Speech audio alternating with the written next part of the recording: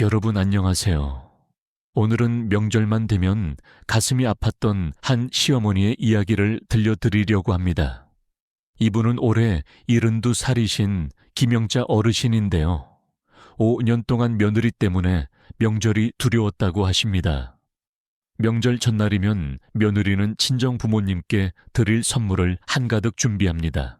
백화점에서 산 고급 한우, 건강식품, 명품 가방까지.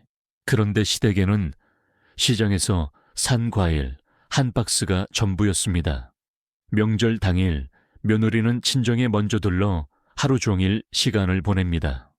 친정어머니 손을 꼭 잡고 웃으며 이야기 나누고 조카들과 사진도 찍고 SNS에 올리며 행복해합니다. 그러다 저녁 늦게 시댁에 잠깐 들렀다가 피곤하다며 일찍 집으로 돌아갑니다. 김영자 어르신은 그 모습을 보며 가슴이 무너지는 것 같았다고 합니다. 나도 누군가의 어머니인데 왜 이렇게 차별받아야 하나. 밤마다 이불을 적시며 우셨다고 하십니다. 며느리의 이런 태도는 갈수록 심해졌습니다. 친정어머니 생신에는 일주일 전부터 준비해서 온 가족이 모여 성대하게 축하합니다. 레스토랑 예약하고 꽃다발 준비하고 케이크도 특별 주문합니다. 그런데 시어머니 생신날엔 전화 한 통 없습니다. 며느리는 친정어머니와는 일주일에 3번씩 통화합니다. 안부도 묻고 요리법도 물어보고 고민 상담도 합니다. 그런데 시어머니와는 한 달에 한 번 통화할까 말까 합니다. 그것도 아들이 전화 연결해주면 건성으로 네, 건강하세요 한마디 하고 끊습니다. 추석이나 설날 차례상을 차릴 때도 마찬가지입니다. 친정에서는 며느리가 앞치마 두르고 부엌에서 적극적으로 돕습니다. 엄마, 이건 어떻게 해요? 물어보며 배우려고도 하고 엄마가 해준 음식이 제일 맛있어요라며 칭찬도 아끼지 않습니다. 그런데 시댁에서는 소파에 앉아 핸드폰만 봅니다. 시어머니가 부엌에서 땀 흘리며 이래도 거들어줄 생각을 안 합니다. 식사 후 설거지할 때도 저 손이 아파서요 라며 빠집니다.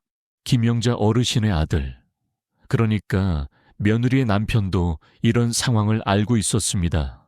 처음에는 아내를 설득해보려 했습니다. 여보, 우리 엄마한테도 좀 잘해줘. 엄마가 얼마나 서운해하시는데. 그러면 며느리는 이렇게 대답했다고 합니다. 당신 엄마는 당신이 챙기세요. 내 엄마는 내가 챙기는 거고 나는 시어머니한테 잘못한 것도 없어요. 명절에 가서 인사도 하고 선물도 드리잖아요. 그 이상 뭘 바라세요? 며느리는 자신이 잘못하고 있다는 생각이 전혀 없었습니다. 오히려 시댁에서 더 많은 것을 요구한다고 생각했습니다. 요즘 시대의 며느리가 시부모 모시고 사는 것도 아니고 명절에 얼굴 비추는 것만으로도 의리를 지키는 거 아닌가, 이런 생각이었습니다. 아들은 어머니와 아내 사이에서 갈등했습니다. 어머니를 생각하면 아내가 야속했고 아내를 생각하면 어머니께 죄송했습니다. 점점 집안 분위기는 냉랭해져 갔습니다. 명절이 끝나고 며칠 후 김영자 어르신은 혼자 방에 앉아 깊은 생각에 잠겼습니다. 어떻게 해야 하나.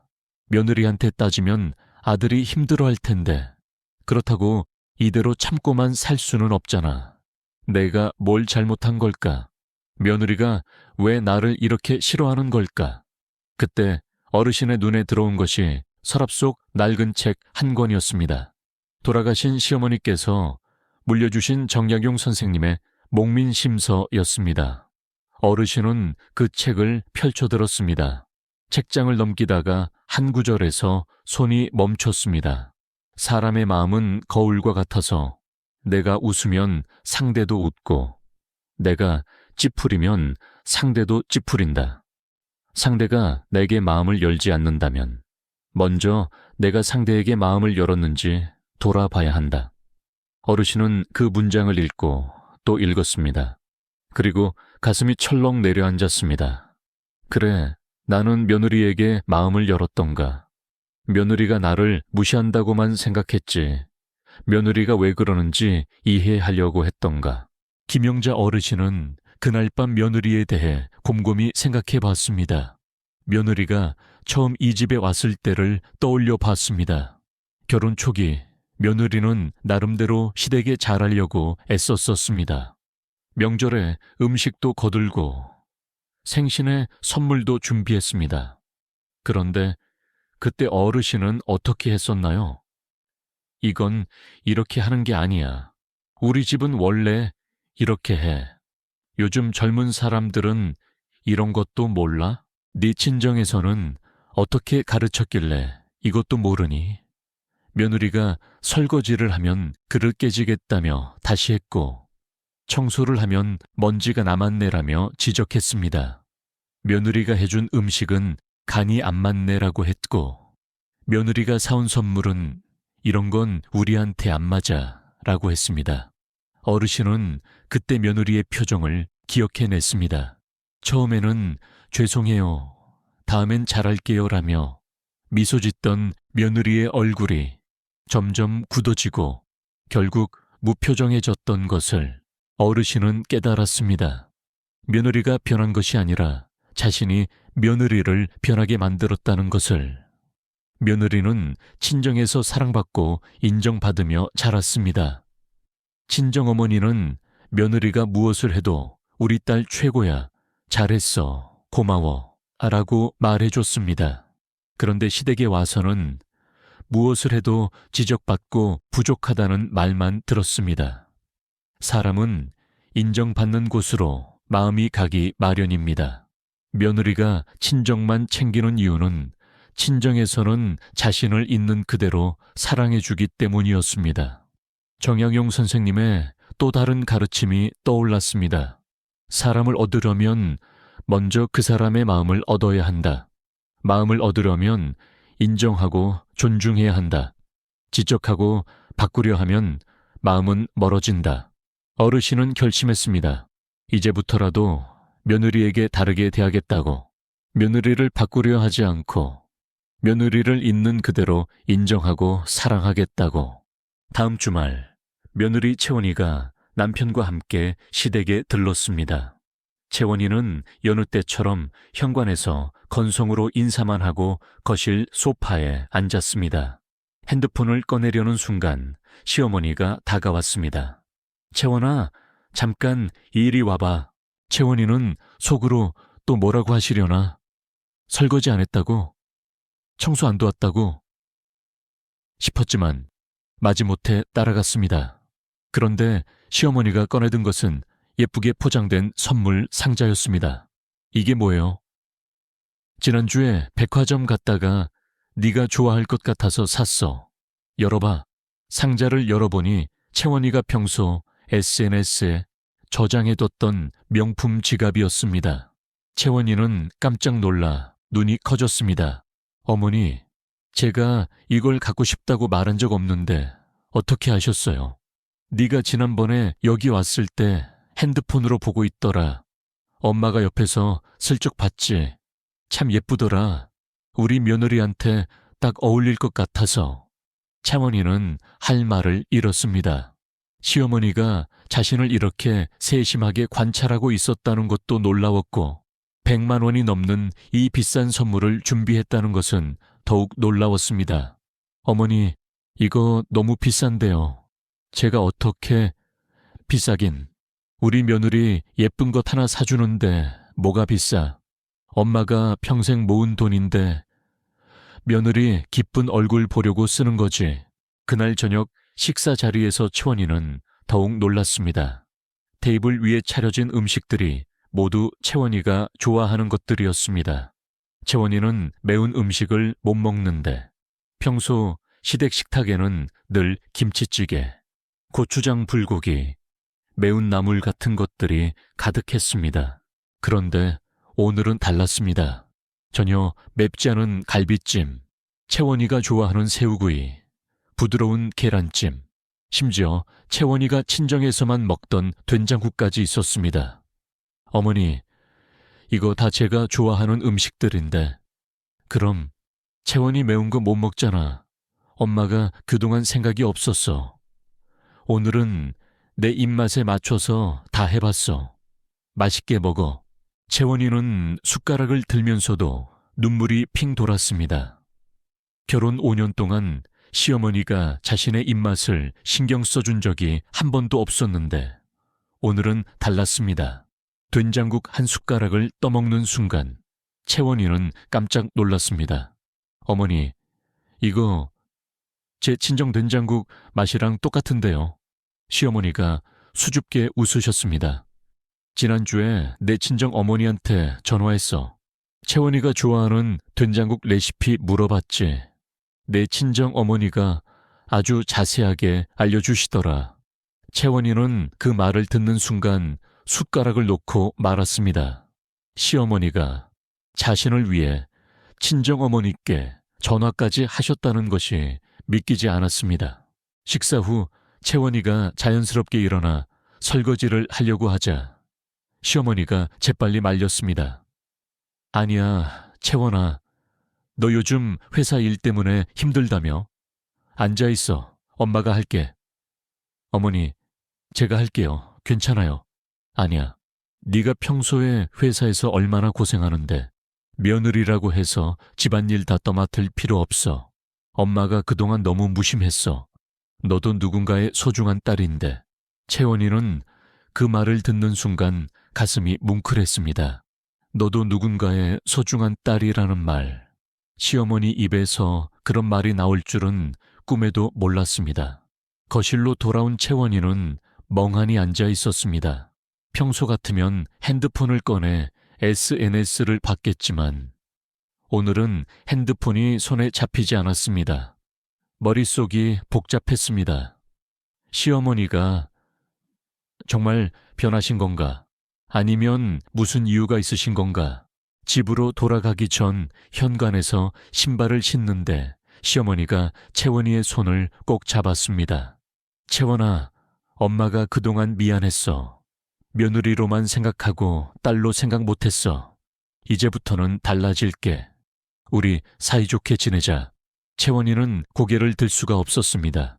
목이 메어 대답도 할 수 없었습니다. 그저 고개만 끄덕였습니다. 집으로 돌아가는 차 안, 채원이는 한참을 말없이 창밖을 바라봤습니다. 남편이 조심스럽게 물었습니다. 여보, 괜찮아? 왜 그래? 엄마가 뭐라고 하셨어? 채원이는 눈물을 닦으며 말했습니다. 아니야. 아무 말도 안 하셨어.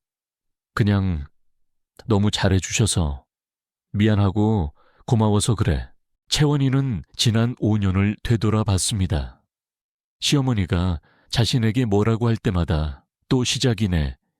잔소리라고만 생각했습니다. 시어머니가 전화하면 귀찮게 왜 전화하시지? 라고 생각했습니다.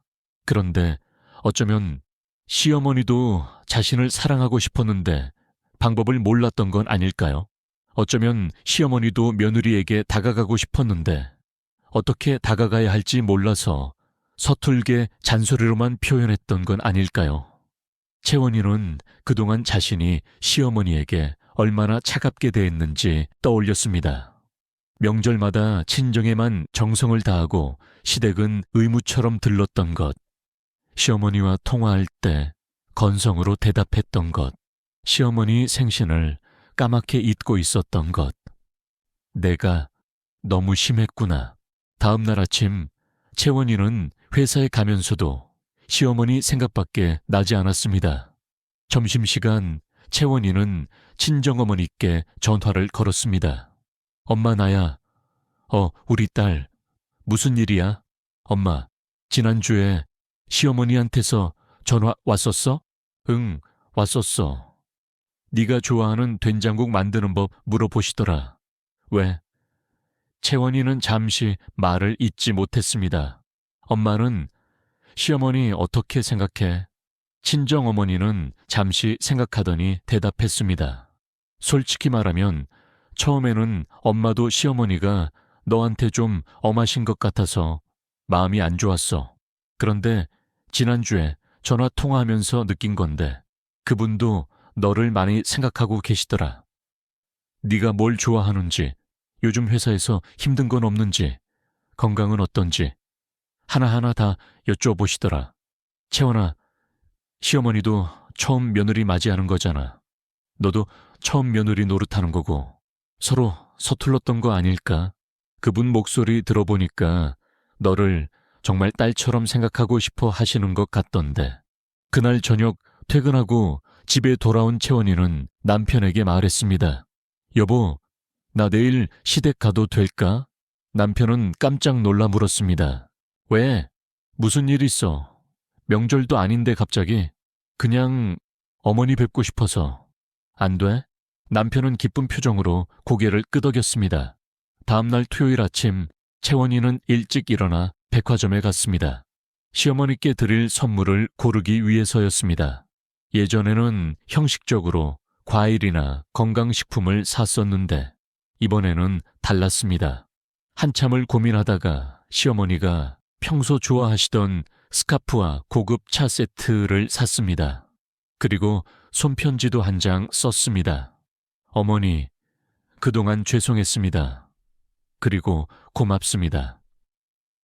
이제부터 잘하겠습니다. 시댁 현관 앞에서 초인종을 누르는 채원이의 손이 떨렸습니다. 문이 열리고 시어머니가 놀란 표정으로 나왔습니다. 어머, 채원아, 왜 온다는 연락도 없이.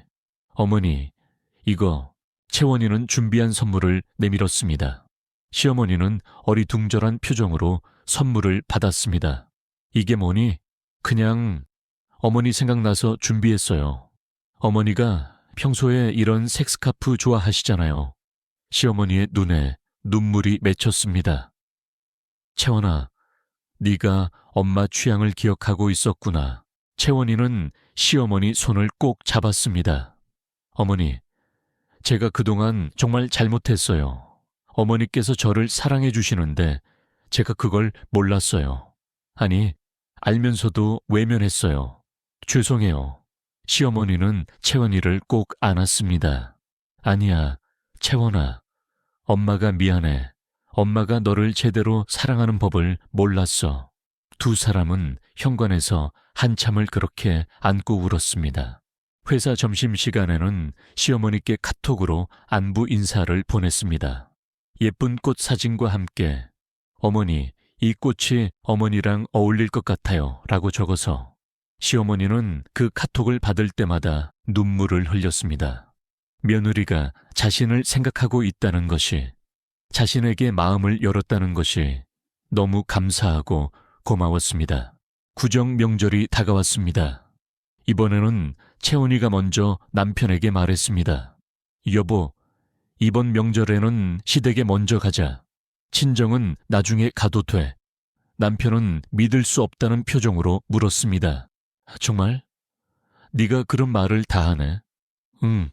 어머니 혼자 명절 음식 준비하시면 힘드시잖아. 내가 가서 도와드려야지. 명절 전날 채원이는 새벽부터 일어나 전을 부치고 나물을 무쳤습니다. 그리고 예쁜 용기에 담아 시댁으로 가져갔습니다. 어머니, 제가 해봤어요. 맛은 모르겠지만 같이 차례상에 올려요.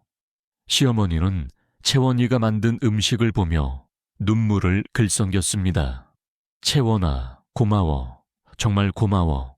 명절 당일 채원이는 시어머니 옆에 붙어서 하나하나 도왔습니다. 어머니, 이건 어떻게 하는 거예요? 가르쳐 주세요. 어머니, 제가 설거지 할게요. 어머니는 좀 쉬세요. 어머니, 다리 안 아프세요? 제가 안마 좀 해드릴까요? 시어머니는 며느리의 그 모습을 보며 가슴이 벅찼습니다. 이게 꿈인가 싶었습니다. 5년 동안 차갑기만 했던 며느리가 이렇게 따뜻하게 대해주다니. 차례를 지내고 식사를 하는 자리에서 채원이는 시어머니 옆에 앉아 음식을 덜어드렸습니다. 어머니, 이거 드세요. 어머니가 좋아하시는 거예요. 친척들이 보며 수군거렸습니다. 채원이가 완전히 달라졌네? 맞아. 예전에는 시어머니랑 말도 안 하더니 시어머니는 자랑스러운 표정으로 대답했습니다. 우리 며느리 착하지. 엄마가 복이 많아서 이런 며느리를 만났어. 식사 후 채원이와 시어머니는 둘이서 주방에 남았습니다. 설거지를 하며 채원이가 조용히 말했습니다. 어머니, 제가 그동안 어머니를 너무 오해했던 것 같아요. 무슨 오해? 어머니가 저를 싫어하신다고 생각했어요. 제가 뭘 해도 마음에 안 드실 거라고. 그래서 저도 마음을 닫았어요. 어머니께 다가가지 않았어요. 시어머니는 설거지하던 손을 멈췄습니다. 채원아, 그런데 지난주에 깨달았어요.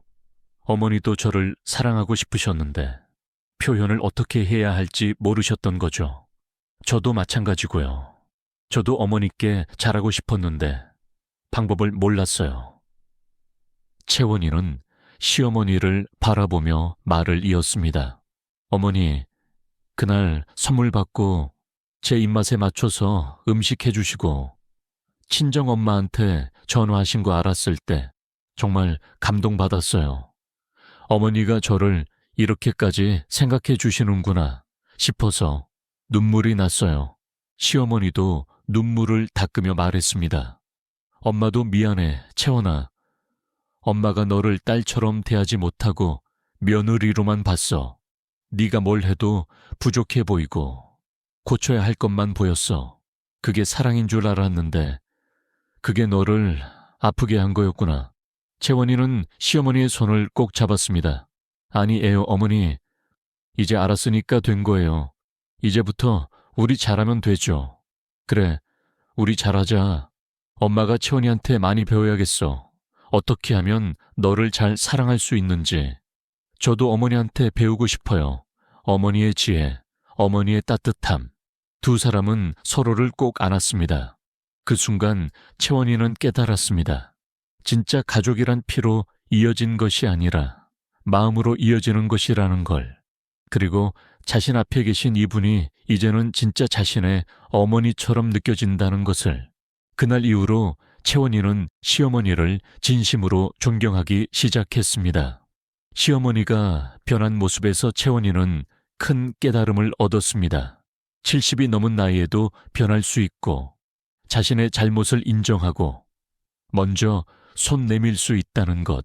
그것이 진짜 어른의 모습이고 진짜 지혜라는 것을 채원이는 친구들에게 이렇게 말하곤 했습니다. 우리 시어머니 정말 대단하신 분이야. 나이 드신 분이 먼저 변하시고 먼저 다가오셨어. 나는 젊은 사람인데도 마음을 닫고 있었는데 시어머니한테 정말 많이 배워. 명절이 지나고 며칠 후 채원이는 시어머니께 긴 편지를 썼습니다. 어머니, 저에게 먼저 다가와 주셔서 감사합니다. 저를 딸처럼 사랑해 주셔서 감사합니다. 어머니는 제 인생의 스승이십니다. 70이 넘은 나이에도 변할 수 있다는 것, 먼저 사랑을 베풀 수 있다는 것, 그것을 어머니께 배웠습니다. 저도 어머니처럼 지혜롭고 따뜻한 사람이 되고 싶습니다. 사랑합니다, 어머니. 시어머니는 그 편지를 읽으며 눈물을 흘렸습니다. 그리고 옆에 있던 정약용 선생님의 책을 쓰다듬었습니다. 선생님, 고맙습니다. 선생님의 가르침대로 먼저 마음을 주었더니 며느리가 진짜 딸이 되었습니다. 여러분, 오늘 이야기 어떠셨나요? 정약용 선생님은 이렇게 말씀하셨습니다. 마음을 얻으려면 먼저 마음을 주어라. 김영자 어르신은 먼저 며느리에게 진심 어린 사랑을 주었고 며느리 채원이는 그 사랑에 깊이 감동해 시어머니를 진심으로 존경하게 되었습니다. 고부 관계에서 가장 중요한 것은 서로를 바꾸려 하지 않고 있는 그대로 인정하고 사랑하는 것입니다. 며느리를 바꾸려 하기보다 먼저 내가 변하면 상대도 변합니다. 나이가 많다고 해서 변할 수 없는 것이 아닙니다. 오히려 먼저 변하는 것이 진짜 어른의 지혜입니다. 혹시 여러분도 비슷한 경험이 있으신가요? 며느리와의 관계에서 혹은 시어머니와의 관계에서 서로 마음을 열었던 순간이 있으셨나요? 댓글로 여러분의 이야기를 들려주세요. 여러분의 경험이 다른 분들에게 큰 힘이 되고 희망이 될 수 있습니다. 이 영상이 도움이 되셨다면 구독과 좋아요 꼭 눌러주세요. 구독을 누르시면 매주 어르신들의 지혜로운 삶을 위한 좋은 이야기를 받아보실 수 있습니다. 그리고 고부 관계로 힘들어하시는 분들이 주변에 계시다면 이 영상을 꼭 공유해 주세요. 다음 영상에서 더 좋은 내용으로 찾아뵙겠습니다. 오늘도 따뜻한 하루 보내세요. 노후의 온기였습니다. 감사합니다.